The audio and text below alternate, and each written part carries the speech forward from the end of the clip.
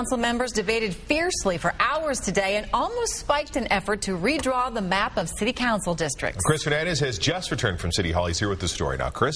Mark and Elizabeth, the council just voted to direct top city staff to develop a new planning process. This will slow down the redistricting effort just a bit, but they still plan to move ahead. And the council basically reversed itself behind closed doors after a big public discussion in which many city council members said they were willing to deliberately disobey the city charter.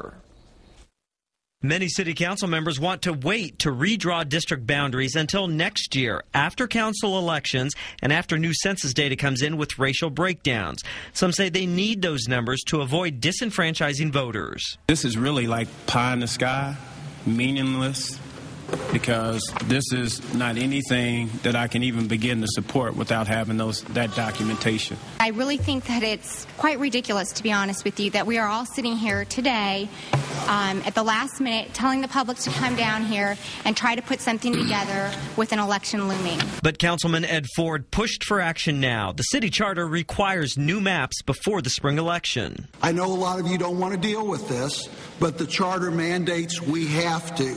Northland growth has pushed the council districts out of balance over the past decade. There are too many people in the two Northland districts and not enough everywhere else. The Urban Core's 3rd district has lost population. Speakers lined up to fight for representation. Our Latino population for the city has grown significantly from 2000 to the present time. In fact, we think we're responsible for about 40% of the growth rate of the city. Finding a new balance will be a big battle for this city council, given the political implications attached to all the options. City staff has 12 possible maps already drawn up for discussion. Those are based on 2009 census estimates, which do not have racial breakdowns. Mayor Funkhauser is trying to stay out of the discussion and just run the process, but today he expressed a lot of frustration about how that process was going. Chris Hernandez, NBC Action News.